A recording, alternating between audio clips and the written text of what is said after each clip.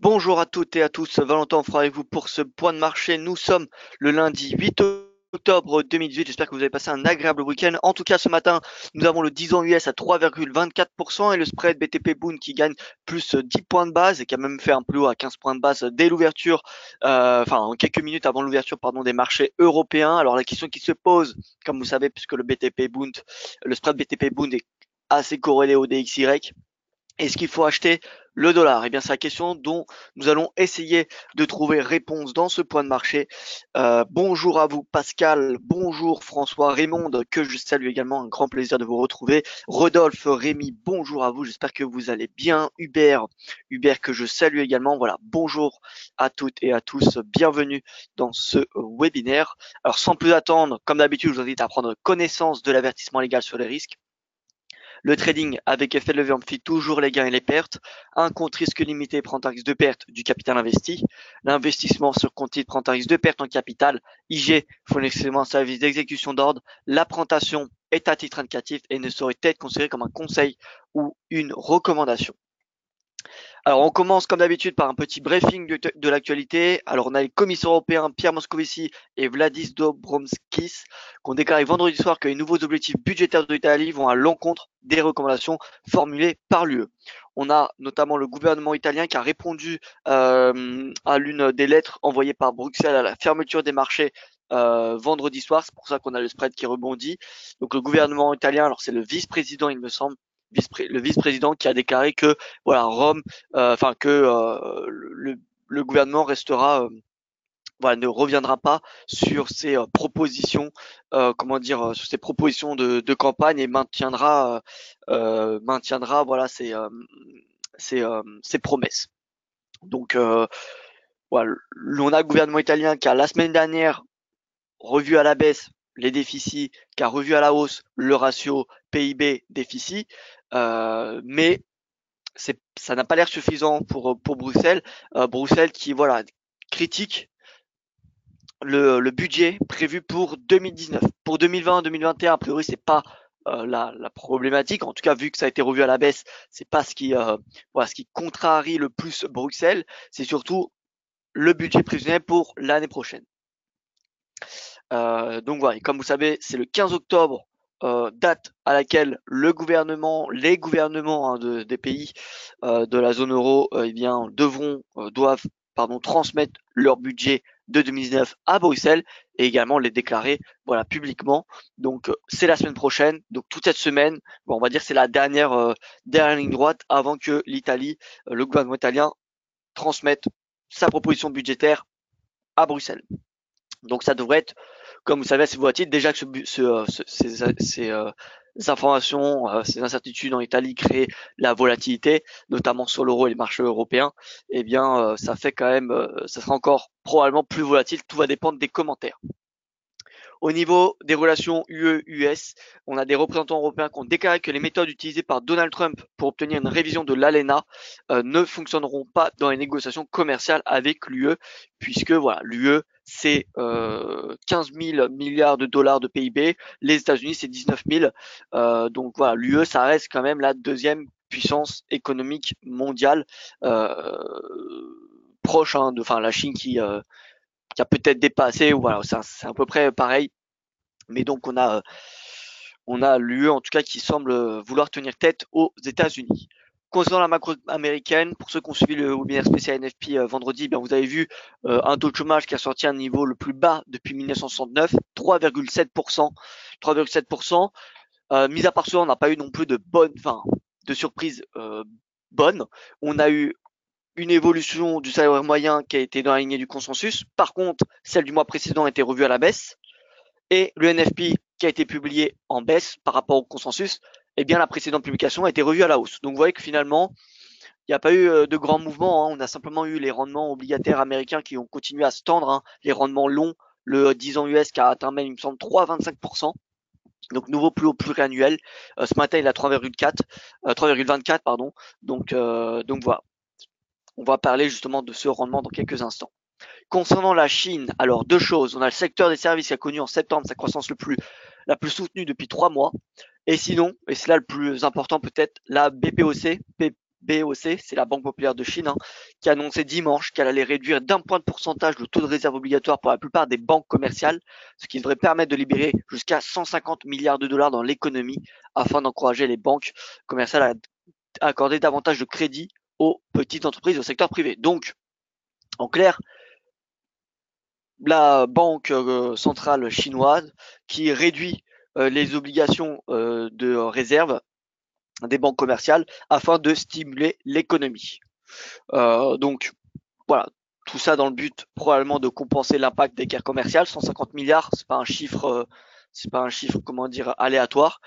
150 milliards et je vous rappelle que c'est la 4e fois que la Banque commerciale de Chine fait l'une de ses interventions, qu'elle diminue ce taux depuis le début de l'année. Concernant le Brexit, alors on a le candidat d'extrême droite Jair Bolsonaro qui s'est qualifié facilement dimanche pour le 2e tour de la présidentielle au Brésil face à la gauche. Donc le 2e tour qui aura lieu dans 2 semaines, il me semble. Et concernant le Brexit, nous avons le président de la Commission européenne, Jean-Claude Juncker, qui a estimé dans une interview samedi que les chances d'un rapprochement entre l'UE et la Grande-Bretagne de négociations sur le Brexit ont augmenté ces derniers jours. Voilà un petit peu pour le briefing de l'actualité. On va passer tout de suite au résumé de la séance américaine vendredi et la séance asiatique ce matin. DXY qui a clôturé dans le rouge vendredi. Le Dow Jones, le S&P, Nasdaq, Russell 2000, pareil. Là, le rendement américain, le 10 ans, est corrélé extrêmement négativement au marché américain. Pourquoi? Bien parce que on a ce rendement qui progresse, ce rendement du 10 ans, il progresse à mesure que la Banque centrale remonte ses taux. D'accord? Et qu'elle réduit les liquidités. Donc c'est ce que fait la Fed. Et puisque le marché spécule, eh bien ces rendements progressent avant que la Fed augmente ses taux. Donc qui dit hausser taux de la Fed, même si elles sont déjà pricées, eh bien ce 10 ans va continuer à augmenter. Et voilà les très bons chiffres américains qu'on a en ce moment. Je vous rappelle l'ISM de la semaine dernière qui est sorti au plus haut de 20 ans. Le taux de chômage qui est un plus bas depuis 1969. Vous voyez, c'est quand même des bons chiffres américains, des très bons même. Et donc, ça nourrit finalement la spéculation sur une accélération du rythme de hausse de la Fed. Et donc, ces rendements et ces taux longs qui progressent également. Et c'est ces taux longs finalement qui rendent le marché obligataire attractif. Ça rend le marché obligataire attractif. Et dans ce contexte où on a pas mal quand même d'incertitudes sur le plan commercial, mais également sur le plan, on va dire, microéconomique, pas d'incertitude, mais plutôt d'inquiétude d'un point de vue des valorisations des entreprises. Les marchés américains qui, comme l'a confirmé Powell, sont dans la fourchette haute historique. Voilà, donc on a des marchés qui sont globalement très valorisés. Et donc voilà, on a pas mal d'incertitudes d'un côté. Du coup, le marché obligataire, avec des rendements qui augmentent, eh bien, il devient encore plus attractif. Donc forcément, dès qu'on a le 10 ans US qui augmente, on a des investisseurs qui se tournent peu à peu sur le marché obligataire. Ce qui remet un petit peu en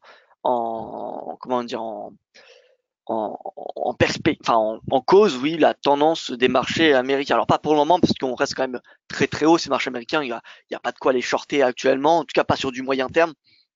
Ça doit être possible en intraday ou en swing, mais voilà, ça reste quand même très haussier ces marchés américains, et c'est pas un rendement à 3,24% qui, on va dire, va menacer les marchés américains.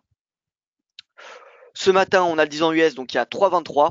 Nous avons le Yen Index qui est à l'équilibre, le Gold qui est en baisse. Pourquoi? Parce qu'on a le DXY qui rebondit. On a la bourse de Tokyo qui est fermée aujourd'hui, donc pas de Nikkei. Shanghai Composite qui perd 3,19%. Il perd 3,19% parce que je vous rappelle, la semaine dernière, les bourses chinoises étaient fermées, à part Hong Kong, mardi, mercredi, jeudi, vendredi. Voilà. Shanghai qui perd 3,19%. La semaine dernière, on a le MSCI Emerging Market qui perd 4%. Voilà. Dans un contexte où on a des remontées des taux de la Fed, le marché le plus impacté, c'est les émergents. Les émergents qui sont obligés de remonter leurs taux également pour faire face aux sorties de capitaux. Au niveau du calendrier économique, donc on a tout d'un point de vue macro qui a été publié pour la journée. Donc voilà, l'indice PMI composite 52,1 contre 52 lors de la précédente publication. L'indice PMI service 53,1 contre 51,5. Donc vous voyez les services un peu haut de 3 mois. Taux de chômage en Suisse 2,4, donc dans la lignée des attentes et de la précédente publication. Et la production industrielle allemande en repli, moins 0,1%. Voilà, donc plus de rendez-vous macroéconomiques pour la journée. Ce qui va dicter les marchés, c'est le rendement du 10 ans et les incertitudes en Italie. Et donc, il faut regarder le spread BTP Bund. Je rappelle, le 10 ans américain et le spread BTP Bund, c'est les deux baromètres des marchés à court terme. Voilà, donc on a globalement le dollar qui est en hausse face au yen, face à l'euro, au GBP, au CAD. À l'inverse, les devises Como qui rebondissent, la UD et le NZD, grâce, déjà, comme on l'a vu au PMI composite, PMI service, chinois, PMI composite et service, qui sont publiés en hausse par rapport au précédent mois, et surtout par l'annonce de la BPOC, la Banque populaire de Chine, qui indique que voilà, ça va stimuler l'économie. Donc qui dit, vous savez, croissance, accélération du PIB chinois, et bien forcément l'Australie et la Nouvelle-Zélande sont deux économies qui dépendent énormément de l'économie chinoise. Donc forcément, elles surperforment. Maintenant, bon, c'est pas pour autant qu'on va avoir un bull market des marchés chinois et de l'Australie et de la Nouvelle-Zélande. Donc les baromètres, spread BTP Bund en vert, le 10 ans américain qui a 3,24%, vous voyez hier, vendredi. Donc voilà, le spread, comme vous avez pu constater, le 7 heures, 8 heures française, pardon. Vous voyez la hausse, 15 points de base. Donc là, il est en nouvelle baisse, il a 293 BPS. Tant qu'il dépasse pas 300, j'ai envie de dire que le risque de contagion est assez limité. D'ailleurs, il n'y a pas vraiment de contagion. Finalement, la dégradation, la pression sur le marché obligataire est uniquement sur le marché obligataire italien. Si on regarde donc les marchés obligations en Europe. Si on regarde en Europe, donc nous avons les rendements italiens qui gagnent du terrain, surtout à court terme, comme vous pouvez constater, mais le 10 ans, donc 10 ans qui prend 8 points de base, alors que si on regarde l'Espagne en prend 1, donc c'est rien. Un point de base, on peut pas dire qu'il y a une contagion. Le français, pareil, qu'en prend 2. Vous voyez, il n'y a pas vraiment de contagion. On va voir les principaux rendements de 10 ans. Vous voyez, donc il n'y a pas, c'est pas non plus exceptionnel la hausse qu'on a sur les autres marchés obligataires. Donc voilà, pas de contagion pour un moment. On ne peut donc pas parler de crise européenne de la dette. Pour un moment, c'est que des incertitudes sur l'Italie. Et d'un autre côté, donc nous avons le 10 ans, comme vous savez, 10 ans américain, qui est en hausse, plus haut, 3,24,8. Donc vous voyez, 3,25%, c'était vendredi, il me semble. 3,25%, donc plus ce rendement augmente, plus ça fait pression sur le marché action. Voilà, donc il y a deux choses à surveiller, c'est le spread, vous voyez, qui rebondit à nouveau là sur la dernière minute, 299 BPS, 299, la résistance à 300 points de base est en rouge ici, et voilà, faut pas qu'elle soit dépassée. Bon, on peut avoir un nouveau, vous voyez on a eu un sommet la semaine dernière à 3,10 à peu près. Donc voilà, 300, 310, c'est la résistance. Au-dessus, c'est euro sous 1,15. Et pareil, ce 10 ans US, plus il augmente, plus ça fait pression sur l'euro et sur les marchés obligataires. Donc on a deux choses à surveiller pour les marchés actions et même pour toutes les devises hors US, hors dollar, c'est ce rendement 10 ans et ce spread. Si ces deux courbes sont haussières, c'est pression sur l'euro, le GBP, le yen, voilà, toutes les devises, puisque ça rend le DXY, ça soutient le DXY. D'ailleurs, vous voyez, on a le 10 ans US en noir, le spread BTP Bund en vert, et on va superposer à cela le DXY, et vous allez voir qu'il y a une corrélation assez positive.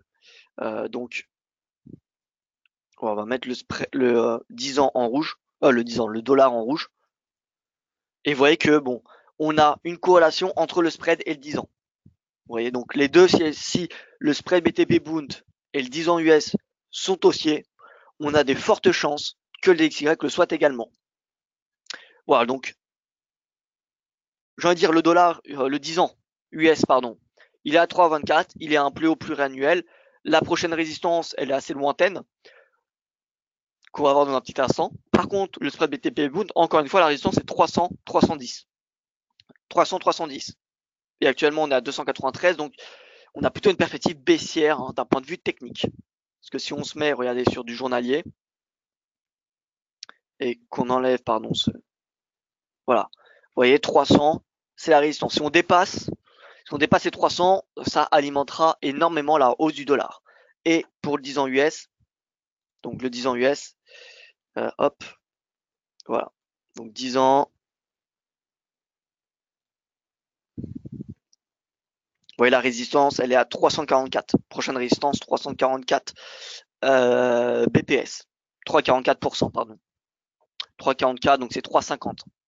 Donc perspective haussière sur le 10 ans US. Par contre, le spread BTP Bund à court terme, techniquement, on est sous résistance, donc voilà. C'est pas, on peut pas le shorter, mais voilà. On a globalement, enfin moi personnellement, j'ai plutôt une perspective baissière. Maintenant, il faut savoir que la volatilité va être de plus en plus importante normalement à mesure qu'on approche du 15 octobre.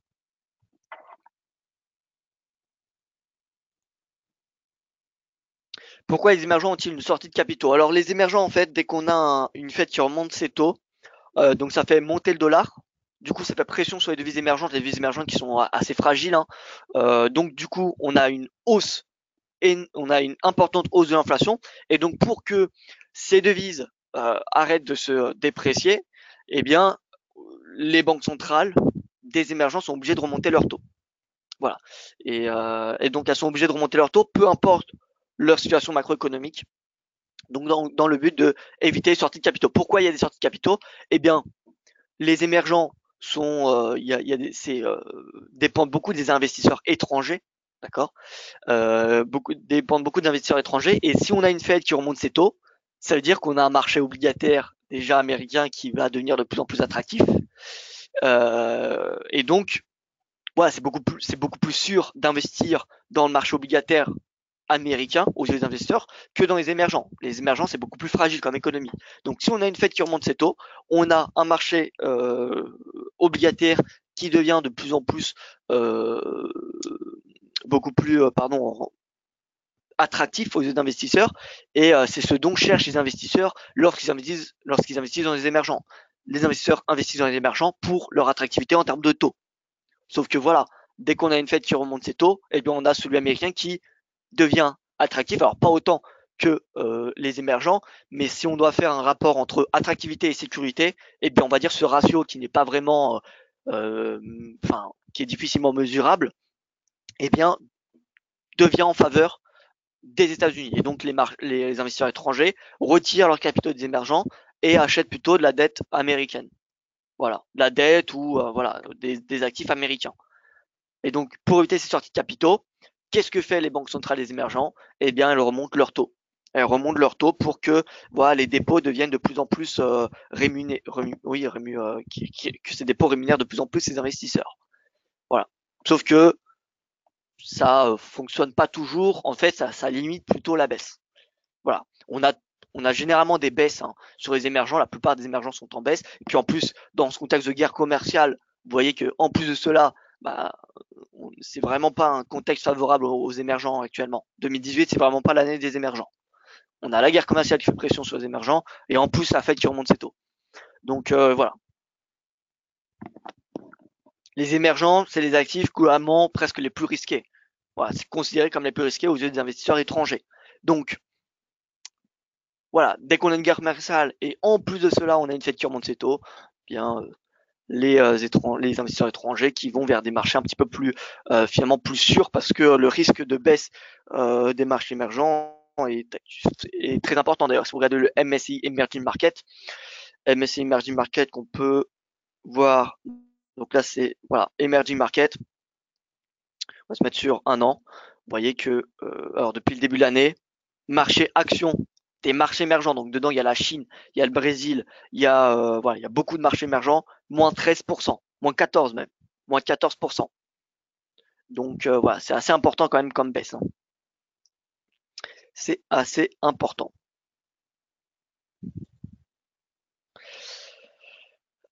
Donc ceci étant dit, donc nous allons passer. Donc on voit la UD Lenzadi qui rebondissent, le Rollcad, GBP sous pression.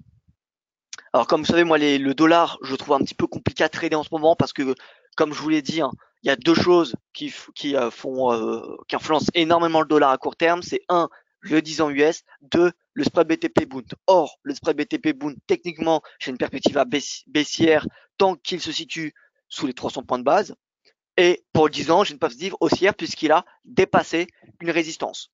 Voilà, maintenant, cette semaine, à mon avis, ça devrait être plutôt calme sur 10 ans US. Je pense pas qu'il va avoir une hausse très très importante. Pourquoi? Parce que la hausse qu'on a eue la semaine dernière était très importante. Il y a eu une déviation, une disparité, comme vous le savez, qui a été particulièrement importante. Je vais vous faire voir ça. Je vais essayer de vous le faire voir. Donc 10 ans US. Voilà, donc ce qu'on va mettre, c'est ROC. Donc c'est un taux de changement sur une certaine période. Taux de changement que nous allons mettre sur du 9 périodes, ajouter à cela des bandes de Bollinger de très long terme. De très long terme.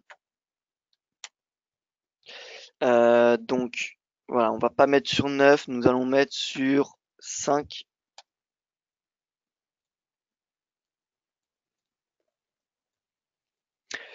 Et donc vous pouvez voir que là actuellement on a eu, déjà on a RSI à 77. RSI à 77. Si on met des bandes de Bollinger pareil, sur 200 périodes, vous pouvez voir qu'on est au-dessus de 2 standards de déviation du RSI. Ce qui veut dire qu'en fait que le 10 ans US a augmenté très rapidement, voire probablement trop rapidement. Et c'est en fait c'est cette hausse trop rapide qui a impacté le marché action américain. D'accord? C'est vraiment le fait qu'on a eu une hausse trop rapide. Et j'ai lu une étude ce week-end comme quoi je me souviens plus quelle banque, une grande banque, hein, je sais plus si c'est américaine ou française, qui disait que dès que ce 10 ans US augmentait trop rapidement, eh bien voilà, ça faisait pression sur le marché action, mais qu'ensuite on avait un petit retracement de ce 10 ans US.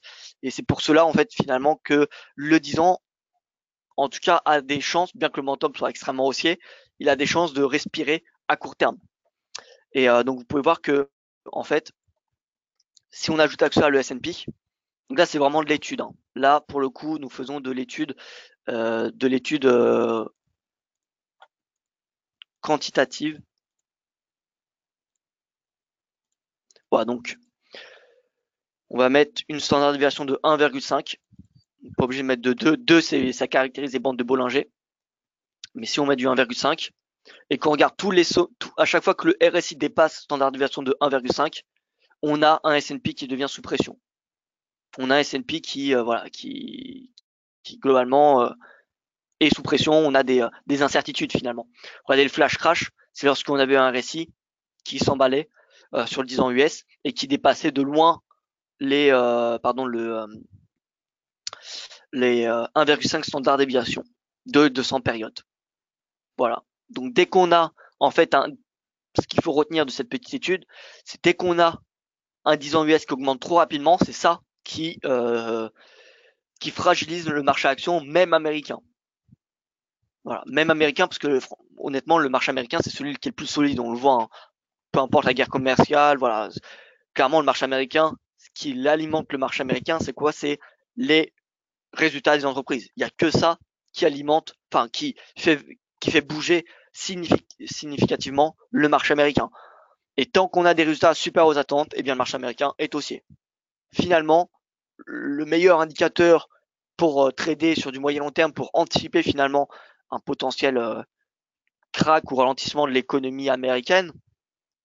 Bon, on a les PMI, on a l'inflation, etc. Mais d'un point de vue microéconomique, on va avoir les résultats des entreprises américaines. Est-ce que les entreprises américaines dépassent les attentes? Si oui, marchés américains sont haussiers. Si commence à décevoir, eh bien là, on va avoir un marché américain et probablement le fameux repli majeur, pour pas dire crash, correction majeure qui va se faire. Voilà, donc tant que les résultats des entreprises sont supérieurs aux attentes, le marché américain devrait être haussier. Et bonne nouvelle, enfin bonne ou mauvaise, on rentre dans la nouvelle saison des résultats des entreprises. cette semaine, début des résultats des entreprises américaines avec les principales banques, JP Morgan, Goldman Sachs, Wells Fargo, Citigroup, il me semble.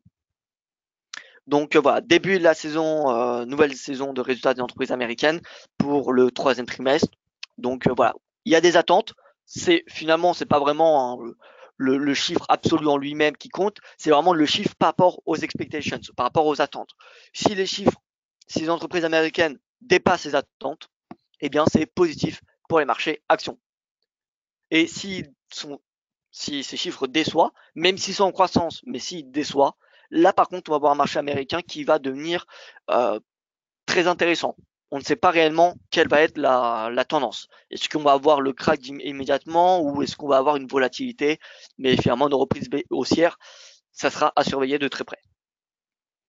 Voilà, bon, ceci étant dit, donc le dollar US, moi les paires majeures, je les regarde de très loin à court terme parce que voilà, le dollar, il change avec pas grand chose, avec soit des chiffres américains qui sont au-dessus des attentes, ou soit avec des incertitudes en Italie qui augmentent. Donc voilà, c'est un petit peu, voilà, c'est pas très, comment dire, on peut pas trop anticiper finalement la tendance du dollar à court terme. Donc je ferai très attention sur les paires majeures.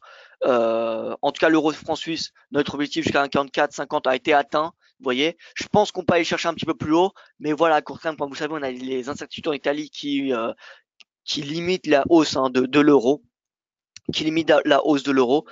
Et voilà. En tout cas, on rentre dans une période où on peut dire qu'on est dans une correction importante puisque la Leginspan a dépassé le prix. Donc, on a la Leginspan entre le prix et le nuage, le prix dans le nuage. Voilà, on est dans une phase de correction. L'euro AUD qui est sous pression ce matin. Donc l'euro AUD, un tout repli, encore une fois. Moi, l'AUD, le NZD, vous connaissez mes opinions sur ces deux devises. Je suis clairement baissier sur le dollar australien, le dollar néo-zélandais. Pourquoi? Bien parce qu'il y a des incertitudes quand même très importantes sur le fait que l'économie chinoise pourrait ralentir prochainement, malgré ce qu'on a vu, ce que la Banque populaire de Chine a annoncé ce week-end. C'est probablement pas cela qui va permettre à la Chine de compenser la potentielle baisse de ralentissement de son économie à cause de la guerre commerciale. Donc voilà, et puis c'est normal finalement qu'une économie, eh bien plus elle devient développée, plus son taux de croissance diminue. Voyez.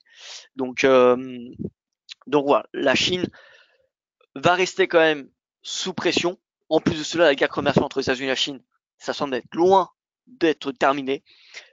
Et les perspectives ne sont pas améliorées depuis la semaine dernière. Donc voilà, concrètement, perspective plutôt négative. D'ailleurs, on a l'agence S&P, il me semble, ce week-end, qui a annoncé sa perspective à neutre sur les actions chinoises, qui donc a dégradé sa perspective. Voilà, encore une fois, perspective pour la Chine plutôt négative sur du court moyen terme. En tout cas, tant qu'il y a une guerre commerciale et tant qu'elle s'intensifie, ça sera Chine sous pression, marché émergent sous pression, AUD, NZD sous pression. Donc voilà, là finalement on a un petit repli en intraday. Est-ce que ça change la tendance? La réponse c'est non. Et techniquement, on a le prix au-dessus de ces moyennes mobiles et on a la Greenspan au-dessus du prix et dessus du nuage. Donc c'est haussier. Il n'y a pas d'autre mot, c'est bullish. Donc tout repli finalement se paye. Se paye pour viser voilà, la prochaine résistance majeure, ça sera le sommet 2015 à 1,6588. Et en hebdomadaire, regardez, en hebdomadaire, pareil, on a le prix au-dessus de toutes ces moyennes mobiles, la Greenspan au-dessus du prix de son nuage. Donc voilà, là on va, vous voyez, donc c'est pas très visible comme cela. Voilà, prochaine résistance après les 1,6588. Alors ça sera à peu près vers les 1,80. 1,80 alors, non, peut-être un petit peu avant. Ici, 1,72, 1,70, voilà, 1,70. En tout cas, la tendance est haussière. Et tant que la tendance est haussière, je pense que c'est dans ce sens qu'il faut se positionner. Pareil pour l'euro NZD. L'AED, le NZD peut pratiquement se vendre face à toutes les devises. Mis à part le yen, où on va le voir, le yen, techniquement, c'est dorénavant, enfin, je suis neutre depuis une semaine, comme vous le savez. Mais sinon, même face au GBP, voilà, ça semble être intéressant à vendre ces deux devises. Donc euro NZD, pareil. L'euro NZD, c'est pareil. On vient chercher les 1,80 à court terme. 1,80 qui était plus haut de 2015, vous voyez. Alors de septembre 2015. Et ensuite, on ira chez les 1,8671 qui était le plus haut de août 2015. Donc voilà, tendance encore haussière pour l'euro NZD. On peut faire cela également sur le NZD CAD, l'AUD CAD, le GBP AUD, le GBP NZD, l'AUD USD également, le NZD USD. D'ailleurs, le NZD USD, ce matin, on a eu un nouveau plus bas. Regardez, nouveau plus bas pour le NZD USD. Voilà, les tendances sont clairement baissières sur le NZD et l'AUD face à presque toutes les devises. D'ailleurs, si on fait un point sur nos indices, enfin sur nos indices devises, oui. Sur nos indices devises, lagging span en dessous de son nuage, mais pris au-dessus de sa moyenne mobile à 200 jours. Pris au-dessus de sa moyenne mobile à 200 jours, donc voilà. Tendance globalement neutre sur le yen. Moi, j'ai pas d'avis techniquement sur du court terme. NZD, là on peut voir c'est indiscutablement baissier ce NZD. L'AUD, pareil. L'euro, on est plutôt dans une tendance haussière, même si voilà, on a une correction en début de il y a 10 jours et jusqu'à la mi-semaine dernière. On reste dans une tendance haussière avec la lagging span qui voilà. Lagging span qui est au-dessus de son nuage, au-dessus du prix, le prix qui est au-dessus de sa moyenne mobile à 200 à 50 jours et de son nuage. Donc voilà, concrètement sur du moyen long terme, c'est haussier l'euro. C'est pour ça que c'est possible de l'acheter, alors pas forcément face au dollar parce que voilà, on a quand même des incertitudes et le dollar est renforcé justement par le principal bénéficiaire de la baisse de l'euro, c'est le dollar, comme vous le savez. Donc qui dit euro qui sous-performe, dit dollar qui va surperformer. Donc voilà, mais sinon l'euro face par exemple à l'AUD, le NZD ou même face au yen, j'ai envie de dire que ça peut se payer. Le GBP, pareil, c'est haussier. Là, vous voyez, on a eu un beau signal haussier la semaine dernière, un nouveau signal pris au-dessus de sa moyenne mobile. Lagging span qui clôture, qui casse, qui sort par le haut du nuage. Voilà, c'est haussier pour le GBP. Le franc, on a eu. Alors, on est dans une phase de correction. Pourquoi? Parce que la lagging span passe entre le prix et le nuage. Vous voyez, il est sous le prix, mais au-dessus du nuage. Donc, phase de correction pour le franc suisse, c'est neutre, neutre à court terme. À moyen terme, la tendance elle est clairement haussière pour le moment.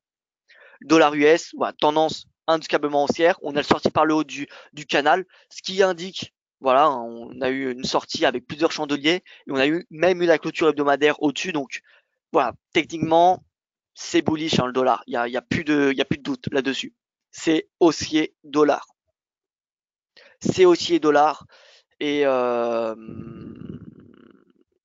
voilà, donc si on se met sur du 1 mois,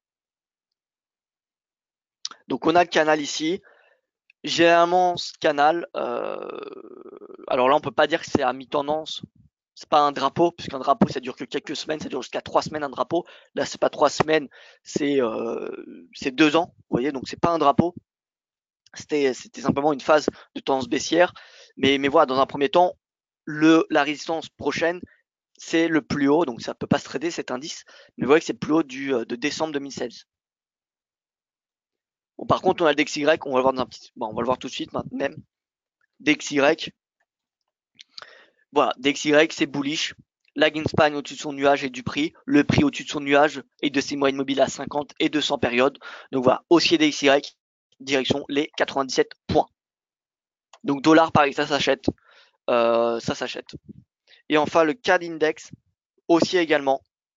Haussier également. Même indicateur au-dessus de tendance. Donc concrètement, tendance haussière CAD, USD. Je parle à court terme pour le moment. CAD, USD, GBP, euro. Voilà, ça c'est du court terme. Neutre, court terme, yen, franc suisse. Et baissier, court terme, AUD, NZD. Voilà, donc si on croit à ces données, ça fait par exemple, outre l'AUD et le NZD, et bien finalement le yen et le CHF peuvent se vendre sur du court terme. Voilà, elles peuvent se vendre sur du court terme. Quand je dis court terme, c'est sur du swing trading. Donc voilà, dollar yen c'est boule, dollar franc suisse c'est boule, euro franc suisse c'est boule, euro yen c'est boule. GBP yen pareil, GBP CHF c'est pareil. Donc si on regarde l'euro CHF, c'est pour ça que moi je suis haussier malgré les incertitudes en Italie, je suis haussier depuis maintenant 2 semaines. Je vous rappelle, on avait donné un signal, on avait stratégie haussière le lundi 24 septembre, direction la ligne de coup de l'épaule tête épaule. Donc voilà, prochain objectif 1,15. Et ensuite, on peut potentiellement chercher les 1,17. Si, imaginons, demain, on a un accord qui est trouvé entre Bruxelles et Italie concernant ce budget, eh bien, l'euro, il sera boule, hein. Il sera haussier. Donc voilà, euro CHF, euro-yen. Euro-yen, pareil, le pivot, moyenne mobile, là, ça s'achète, hein. Ça peut s'acheter. Alors, à surveiller, pardon. À surveiller les signaux haussiers, parce que pour le moment, nous n'en avons pas. Mais là, on arrive sur un niveau de prix qui devient intéressant pour viser les 133,48. Donc, pas d'achat à l'immédiat ce matin.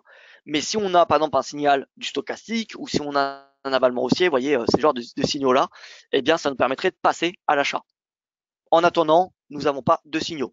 Là, on est simplement sur un support important puisque ça correspond, vous voyez, à cet ancien top, le top du mois d'août.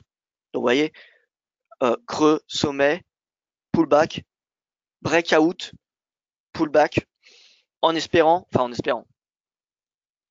voilà, si je devais un petit peu illustrer, vous voyez, top, breakout, pullback, peut-être qu'on va voir le rebond. En tout cas, on va attendre un signal haussier avant de payer l'euro-yen. Mais concrètement, au vu de nos indices, des tendances de nos indices, euro-bull, yen neutre, eh bien, voilà, l'euro-yen, il pourrait s'acheter sur du court terme. Donc, à surveiller cet euro-yen. Alors, je regarde vos questions. Bonjour, justement, pouvez-vous faire une analyse du MIB pour évaluer les principaux supports et résistances, nous demande Philippe. Bien évidemment, MIB, je passe tout de suite au marché action. Donc, on va commencer par le MIB qui chute de 1,53%. Le MIB qui est corrélé négativement au spread BTP Bund à court terme. Donc, voilà, qui dit hausse du spread BTP Bund de 10 points de base ce matin, dit baisse du MIB. Et là, le MIB qui inscrit un nouveau plus bas annuel. Nouveau plus bas annuel pour le MIB. Voilà, prochain support, il est à 19 442 et c'est possible qu'on aille chercher ce niveau de prix.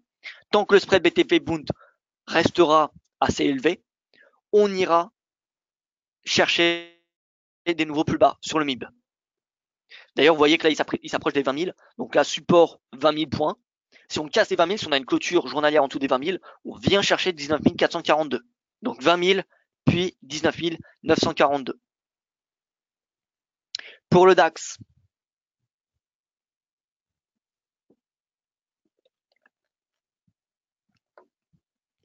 vous voyez, ça semble assez logique qu'on vienne chercher ce plus bas du 10 septembre, donc vers les 11 850, 12 000 à peu près, vous voyez. Donc gap baissier ce matin. Un gap, c'est une information qui est baissière, hein, c'est une information à prendre en compte. Donc gap baissier, ça veut dire momentum baissier over weekend. Stochastique qui se croise. Si on enlève le stochastique mais qu'on met un RSI dorénavant sous 50, alors c'est pas dorénavant, c'est même depuis quelques séances. Donc voilà, momentum baissier. Sur les 14 dernières périodes, parce qu'un RSI c'est sur 14 périodes par défaut. On est soit moyenne mobile à 20, à 50, à 200 jours, lagging span sous le prix, sous le nuage. Voilà, concrètement, perspective baissière à court terme. Et là, le prochain support, comme je vous dis, c'est les 12 000, puis 11 850. Encore une fois, le spread BTP Bund, c'est le baromètre des marchés européens, que ce soit pour l'euro ou pour les marchés actions. Qui dit spread élevé et qui même augmente à court terme, donc là on le voit 10 points de base, on l'a vu, 10 points de base au début du webinaire, là vous voyez toujours 10, Italie, Allemagne plus 10, plus 0,109, vous voyez, donc c'est plus 10 points de base, parce qu'on prend que les deux premières décimales pour calculer, et même si on arrondit, ça fait plus 11.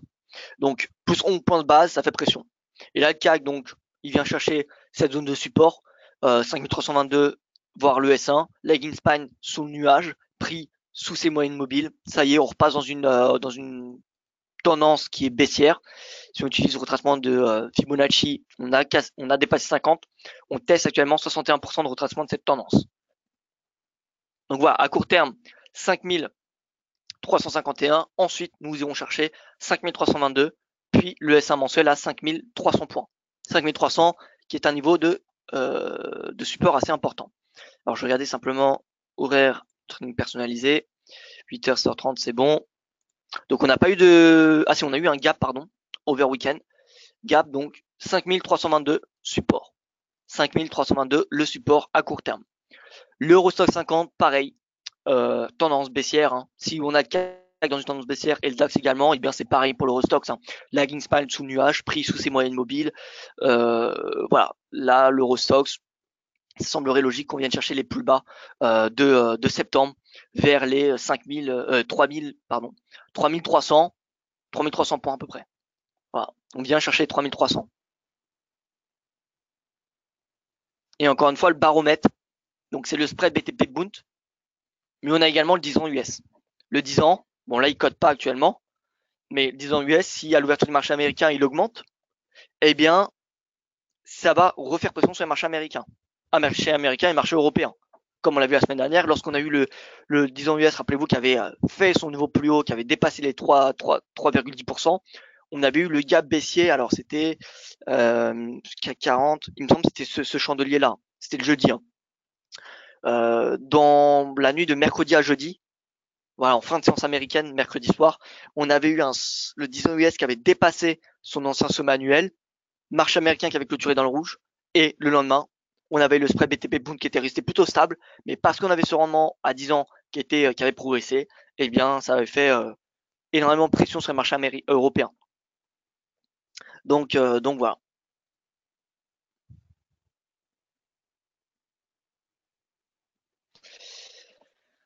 Alors, les entreprises américaines pourraient souffrir si les émergents trop impactés. Souffrir, c'est peut-être un grand mot. C'est un grand mot parce que finalement, alors j'ai pas de chiffres en tête, je pourrais pas vous donner de chiffres, mais je pense pas que la majeure partie des chiffres d'affaires réalisés par les entreprises américaines sont dans les émergents. Alors oui, la Chine, ça, c'est un marché qui devient de plus en plus important pour les entreprises internationales, mais ça ne va pas non plus, comment dire, menacer les chiffres d'affaires des Américains. Mais c'est sûr que ça va fragiliser, ça va être un facteur en plus qui va rendre compliqué la croissance des entreprises mondiales, que ce soit américaine, européenne, peu importe. C'est sûr que ça n'a pas un bon impact. Maintenant, de là dire que ça va faire souffrir les actions américaines, je ne pense pas. En tout cas, pas pour le moment, parce que ça reste quand même sur du court terme. Finalement, les entreprises MSCI Emerging Market, enfin l'indice MSCI Emerging Market, il est en baisse seulement depuis 6 mois, voilà, 6-7 mois. C'est pas non plus une baisse depuis plusieurs années. Merci. Vendredi soir, on a eu un léger rebond intraday Dow Jones. On attend des résultats sur les bancaires. Quelle est votre analyse quelle est votre analyse du Dow Jones AVP en daily et horaire? Alors, je vais voir ça dans un petit instant. Je n'ai pas compris sur le MIB, la résistance daily se trouverait où? Alors, résistance, résistance, j'ai pas donné de résistance parce que voilà, c'est baissier. Mais concrètement, résistance, c'est l'ancien, vous voyez, l'ancien plus bas. C'est là où on avait eu des acheteurs finalement qui s'étaient manifestés à ce niveau de prix puisque le cours avait rebondi, d'accord. Donc ça avait stoppé la pression vendeuse et ce support il est à 20 300. Donc résistance dorénavant à 20 300 points. 20 300 résistance, support 20 000, puis 19 450. Alors je passe sur le Dow Jones, sur les indices même américains. Alors déjà S&P journalier, voilà, c'est haussier, hein. Malgré le fait qu'on a la Greenspan qui qui repasse en dessous du prix, ça reste bullish. Par contre, on a un RSI qui passe sous 50, donc on a peut-être un changement de tendance. À noter en plus de cela qu'on a une divergence baissière. Donc on a peut-être une correction, je dirais pas majeure, c'est peut-être un grand mot, mais voilà, une correction qui se profile sur les marchés américains. Maintenant, est-ce qu'il faut les shorter? Honnêtement, je trouve ça beaucoup trop risqué de shorter. Si vous êtes confiant, pourquoi pas? Mais moi, honnêtement, je trouve que c'est très compliqué de shorter une tendance comme celle-ci. C'est un petit peu comme payer la USD, vous voyez. Payer la USD, ça peut se faire, mais sur du très court terme, il faut vraiment avoir le bon timing. Voilà. Donc, S&P, c'est à vous de voir. En tout cas, techniquement, on reste haussier. Maintenant, à court terme, on a quand même un momentum qui s'est nettement dégradé. On est revenu à 44. Vous voyez que le support ici, c'était 37. On avait eu un support de momentum à 37 points et on a une oblique. Potentiellement une oblique de momentum qu'on est en train de tester actuellement. Donc voilà, à surveiller pour le S&P, les large caps. Pour le moment, il n'y a rien d'inquiétant. Mais on a la Greenspan qui réintègre le prix. Là, le support, le S1 mensuel, les 2872, qui était l'ancien sommet. Donc vous pouvez voir que là, le S&P, il teste quand même un support qui est majeur. Span A du nuage, le S1 mensuel, là, le top du début d'année, la moyenne mobile à 50 jours, donc à 50 séances, pardon. Donc voilà, on reste quand même sur un niveau de support très très important. S'il est dépassé, Si on a de support qui est dépassé, il faudra viser le bas du canal. Bas du canal aux alentours des 2800 et quelques. Je passe au Dow Jones. Dow Jones, c'est un petit peu le même topo, hein, vous voyez. Dow Jones, donc on réintègre le sommet, on repasse en dessous des sommets de janvier qu'on avait dépassé la semaine dernière pendant quelques séances. La Greenspan qui reste au-dessus du prix, donc on reste dans une tendance haussière à court terme. Par contre, pareil, qu'est-ce qu'on a ici? On a une divergence. RSI de plus en plus bas, sommet de plus en plus haut. Donc divergence. Par contre, RSI à 54, il n'est pas en dessous de 50, donc on reste dans un momentum qui est bullish et on reste au-dessus de la moyenne mobile à 20 jours, à l'inverse du S&P qui est en dessous de la moyenne mobile à 20 jours.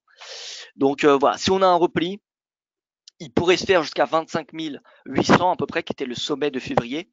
Voilà, maintenant aller chercher beaucoup plus bas, je ne pense pas. Je pense pas parce qu'on reste dans un momentum qui est haussier. Nasdaq 100, on a une forte baisse.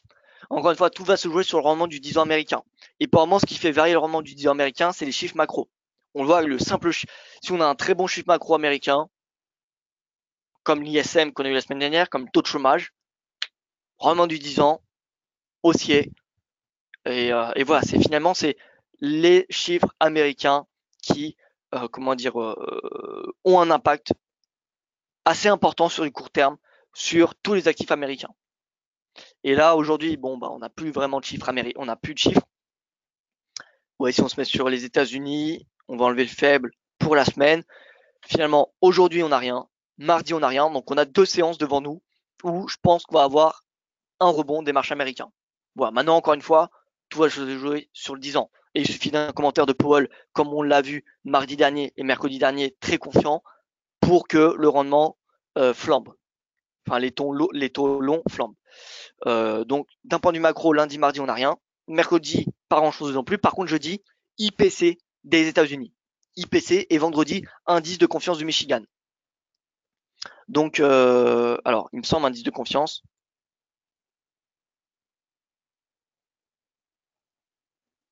Vendredi. Alors non, pardon, pas l'indice de confiance du Michigan. Indice des prix d'importation, donc ça, c'est pas très très important. Mais bon, IPC jeudi, c'est le catalyseur d'un point de vue macroéconomique à suivre cette semaine sur les États-Unis. Et c'est celui qui est le plus susceptible de faire varier le 10 ans. Même si l'IPC, c'est pas l'indicateur d'inflation le plus suivi par la Fed, ça reste quand même un indicateur qui mesure l'inflation et qui dit hausse de l'IPC, dit probablement hausse de l'indice PCE Core qui, lui, est surveillé par les membres de la Fed. Voilà, donc tout ce qui est discours des membres de la Fed et tout ce qui est chiffres macro-américains, que ce soit sur l'industrie, sur les exportations, sur l'inflation, voilà, tout ce qui est en lien finalement avec la croissance, hein, donc tous les chiffres macro finalement, eh bien, a un impact sur le 10 ans assez important, plus que auparavant, et donc assez important également sur les marchés américains, comme on a vu, comme on l'a pu constater la semaine dernière. Donc voilà, la tendance à court terme des marchés américains, ça va beaucoup se jouer sur les chiffres macro. Donc là, aujourd'hui, demain, on n'a pas vraiment de chiffres macro attendus sur les États-Unis, donc on aura probablement un rebond, un regain, voilà, en tout cas, il y a une probabilité, je dirais, de rebond assez importante, puisque le Nasdaq a quand même fait sa pire semaine depuis le mois de mai, il me semble, enfin en tout cas depuis plusieurs mois. Donc voilà, à mon avis, on va avoir un rebond, mais bon, on restera quand même, il faut garder à l'esprit que les marchés américains, ça va être très, très dépendant des chiffres macro à court terme. Et donc, Dow Jones, excusez-moi, résistance donc en horaire. Donc journalier, la résistance est l'ancien sommet, 27 000 à peu près, et le support 25 798, voire même, vous pouvez voir qu'on a un support intermédiaire ici. On avait des vendeurs qui s'étaient manifestés à ce moment-là, qui avaient stoppé le bull market, enfin le rebond. Donc 26 167 intermédiaire, support intermédiaire, et donc en horaire, support pivot mensuel. Pivot mensuel, on voit que c'est aussi le S1 hebdomadaire. Le S1, pardon, non, pas le S1 hebdomadaire, le S1 médian hebdomadaire. Donc bon, pivot mensuel support, résistance, ça va être les 26 614. Ça semble être la résistance majeure. C'était le sommet de janvier. Voilà. Donc résistance 26 614, support 26 334.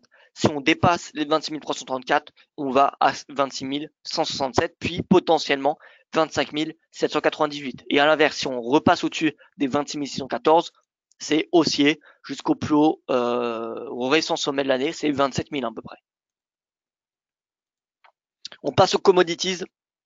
L'or sous pression, forcément on a un dollar qui s'apprécie, donc on a un cours de l'or qui est sous pression, voilà. Triangle symétrique dans lequel il évolue. La cassure va donner bien évidemment un signal de trading. Dans une tendance baissière, eh bien il y a plus de chances qu'on ait une poursuite de la tendance, donc plus de chances qu'on sorte par le bas de ce triangle. Maintenant, voilà, on a quand même un niveau de support qui est testé depuis longtemps, comme en fait l'euro-dollar, les 1,15. Vous voyez que les 1,15, c'est quand même, malgré la force du dollar, on a quand même un euro qui tient les 1,15, malgré ces incertitudes en Italie. Donc vous voyez, l'or c'est un peu pareil. Malgré la puissance du dollar ces dernières semaines, on a l'or qui se maintient autour des 1200, entre 1180 et 1210. Vous voyez qu'on n'a pas eu de nouveau plus bas. Donc voilà, l'or à suivre de très près. D'un point de vue trading et d'un point de vue swing trading, pardon, la cassure donnera une direction. Là, à court terme, on a le dollar qui gagne du terrain, comme vous pouvez voir, le DXY plus 0,27% ici, 0,27% DXY.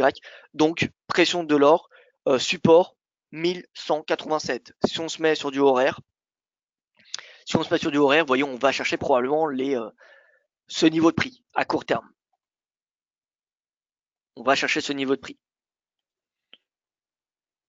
Voilà, donc faut regarder, faut surveiller ce triangle pour du swing trading. Et en attendant, eh bien, c'est celui-ci qu'il faut trader. Voilà, maintenant, c'est assez compliqué de trader les ranges, tout comme les triangles, donc l'intérieur des triangles. Donc voilà, soyez prudents si vous tradez en intraday. En tout cas, vous avez deux bornes ici. Vous avez cette oblique baissière et l'oblique haussière. Et pour ce qui est du pétrole, bon bah pétrole c'est haussier, hein. Même si on a une petite baisse jeudi, vendredi, voilà, jeudi, vendredi, ça reste haussier quand même. Ça reste haussier.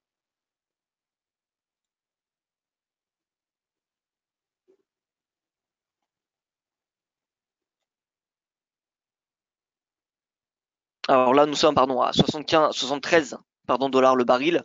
On réintègre les sommets. Vous voyez, sommet de juin, on passe en dessous. Donc là, prochain support à surveiller, le pivot mensuel.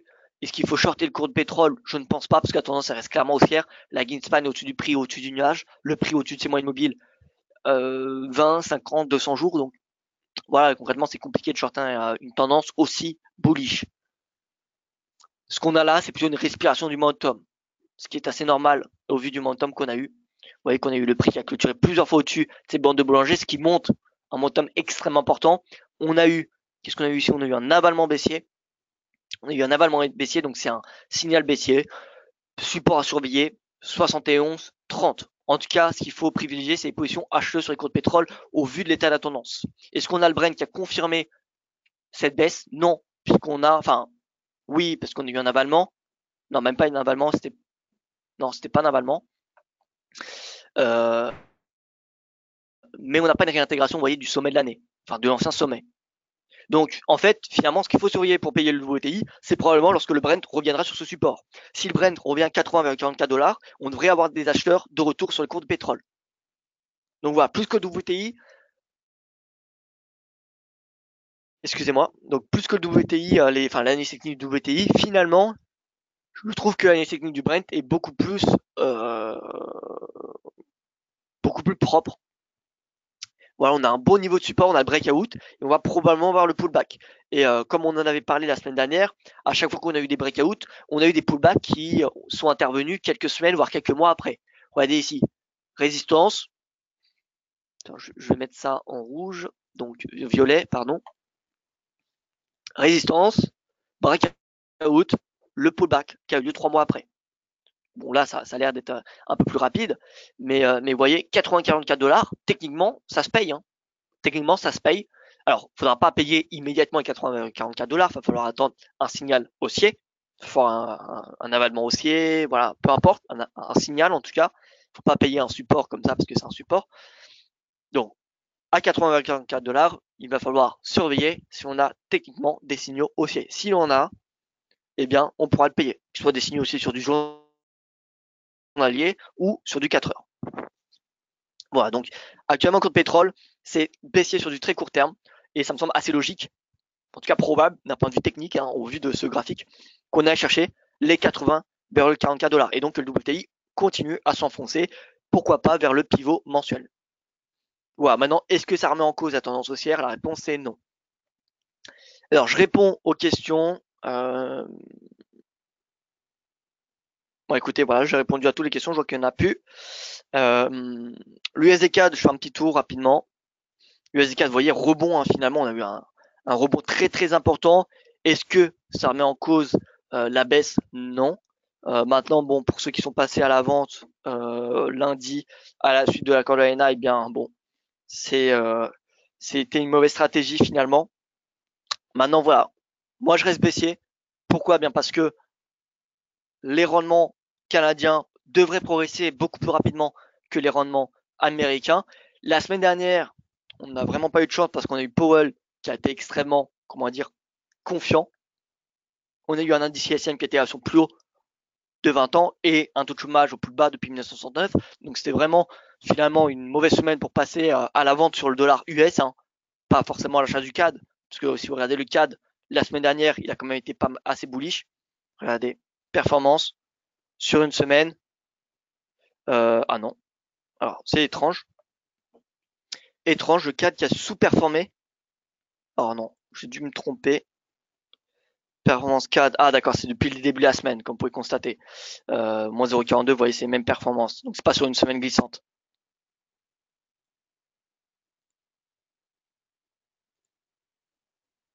C'est pas sur une semaine glissante.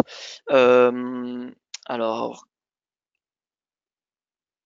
donc du coup, ce qu'on va faire, c'est regarder depuis le début du mois finalement, parce que l'accord de l'ANA a été voté le premier, enfin le dimanche. Donc on va le voir depuis le début du mois, month to date. Et vous voyez que le CAD, il n'a pas surperformé le dollar, mais il a quand même surperformé l'euro et le CHF. Et la UD et le NZD évidemment. Mais donc le CAD, c'était pas non plus la devise avant la semaine dernière. Donc voilà, CAD, pour moi, ça reste bullish. On a des rendements canadiens qui vont progresser beaucoup plus rapidement que la plupart des autres rendements obligataires des majeurs, ce qui va donner une force relative importante au Canada, au dollar canadien, que ce soit face à l'euro, face à d'autres devises, dont le dollar US. À part si on a une accélération du rythme des taux qui est annoncé par la Fed, dans ce cas-là, on va avoir un rendement du 10 ans qui va surperformer probablement le dollar canadien, enfin le 10 ans canadien. Mais dans le cas contraire, je ne pense pas. Voilà, prochaine réunion de la Banque du Canada, c'est le 25 octobre, il me semble. C'est à la fin du mois. Donc voilà, ça devrait se jouer beaucoup à ce moment-là. Et les prochains chiffres macro canadiens, donc hop. Bon, pas grand chose cette semaine, comme on peut le constater. Pas grand chose cette semaine. Donc voilà, Canada, on va profiter justement de l'absence de ces chiffres macro cette semaine pour se positionner à un meilleur prix. Donc là, il va falloir attendre que le dollar CAD respire. On a le pétrole, on voit qu'il est en baisse depuis jeudi. Il y a encore une perspective techniquement baissière sur du court terme. Le Brent pourrait revenir à 80-44 dollars, qui était, je vous rappelle, l'ancien sommet de l'année. Donc perspective baissière à court terme sur le Brent. Pas de chiffre macro majeur attendu cette semaine pour du côté du Canada. Donc voilà, le dollar canadien a des chances de respirer encore, ce qui va nous permettre de passer à l'achat sur le dollar CAD à un bien meilleur prix. Donc à surveiller les paires en CAD et le CAD Index. Voilà, CAD Index, vous voyez s'il revient à ce support, ça pourrait être un niveau de prix intéressant pour passer à l'achat. Voilà, donc dollar CAD, ça s'achète pas. Ça s'achète pas. Mais voilà, on va attendre que le dollar CAD émette un signal baissier à nouveau. Donc là, on a vu un gap. Techniquement, c'était pas faux de rentrer à la vente à ce moment-là, hein. Honnêtement, on avait un gap baissier, on était passé sous la moyenne mobile, à la Greenspan, on était sous le prix. Voilà, on avait tout qui était en faveur d'une baisse de l'USD-CAD. Sauf que voilà, on a eu Jérôme Powell le lendemain qui a exprimé sa confiance envers l'économie américaine. Le surlendemain, il a confirmé celle-ci. Ensuite, on a eu l'indice ISM et enfin le taux de chômage. Donc c'était pour le coup pas de chance pour les stratégies vendeuses du dollar US. Maintenant, voilà, on voit que le dollar US a émis des signaux haussiers importants en dépassant le haut de ce canal. Donc finalement, l'USD CAD, oui, il y a une perspective baissière, mais plus que l'USD CAD, comme vous savez, CAD, AUD CAD, vente, NZD CAD, vente. Même face au yen, CAD yen, hein, ça s'achète. CAD CHF également. Donc voilà. CAD yen. Alors, techniquement, donc là, on a une baisse. On a une baisse, donc à surveiller les signaux haussiers. Qu'est-ce qu'on peut regarder?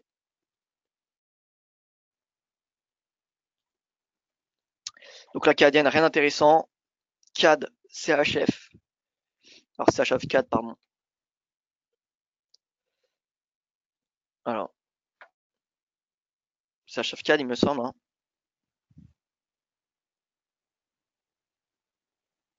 Ah, 4 CHF, excusez-moi.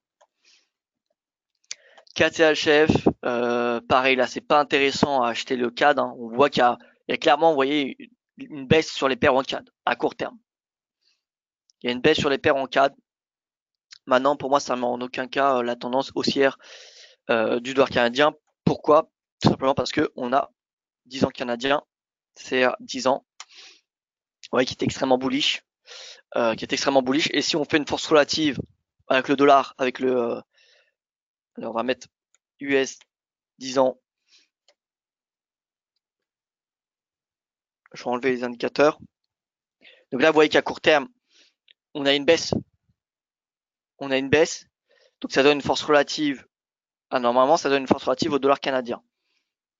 Si on regarde le spread, parce qu'il y a deux choses à regarder, il y a la force relative et le spread pour ce marché obligataire.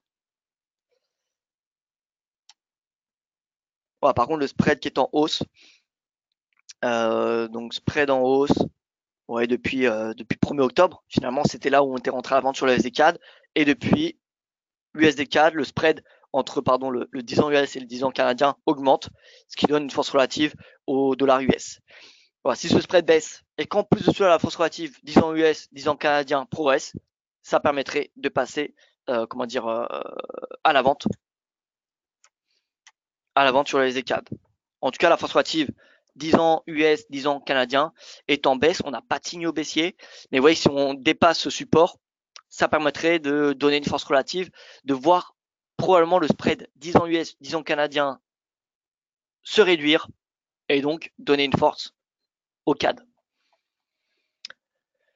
Voilà, donc de toute façon, si on regarde donc AU 10 en moins CA 10 en... Ouais, ça c'est le spread entre le 10 ans australien et le 10 ans canadien, c'est en baisse. Et si on regarde l'AUD CAD, voilà, c'est en baisse. Donc tant qu'on a ce 10 ans, ce spread qui diminue, et ça devrait être le cas parce que finalement la RBA devrait maintenir ses taux, elle va maintenir ses taux d'intérêt encore pendant au moins un an, alors que la Banque du Canada, d'ici un an, il va avoir probablement 4, voire peut-être 5 hausses des taux. Vous voyez, donc voilà, donc finalement le marché obligataire canadien va progresser beaucoup plus rapidement que ce qu'on a connu les derniers mois, parce qu'il n'y a plus d'incertitudes liées à l'ALENA, aux négociations de l'ALENA. Alors que ceux en Australie devraient augmenter très légèrement parce que voilà, quand on a la Fed qui remonte ses taux, et bien ça fait pression pas seulement sur le marché obligataire américain, mais sur le marché obligataire vraiment global, mondial. Mais il devrait augmenter beaucoup moins rapidement que celui du Canada. Voilà, donc l'AUDK devrait rester clairement baissé. Ce spread devrait continuer à baisser, et ce qui va donner encore une fois une force au dollar canadien. Et ce spread entre le dollar canadien et les autres rendements, que ce soit en Europe, ça devrait être baissier. Pareil, si on regarde le 10 ans allemand avec le 10 ans canadien, ça devrait être baissier. Donc finalement, l'USD4, c'est peut-être la paire qui va être la plus compliquée à vendre. Oui, à vendre. Donc achat CAD face au dollar US, ça va probablement être la plus compliquée ces prochains mois. Mais sinon, face à presque tous les devises majeures, je pense que le CAD s'achète. Voilà donc pour ce point de marché. Merci pour votre attention. Je n'ai plus rien à rajouter. Je vous souhaite une excellente journée. Je vous dis à tout à l'heure pour ceux qui sont intéressés aux crypto-monnaies, parce qu'il y aura un webinaire spécial crypto-monnaie. Et sinon, je vous dis à demain pour le prochain point de marché. Merci pour votre attention. Bon lundi à vous. Pas de chiffre macro comme on a pu le constater attendu. Donc, ce sera beaucoup sur la situation Italie qui sera suivi.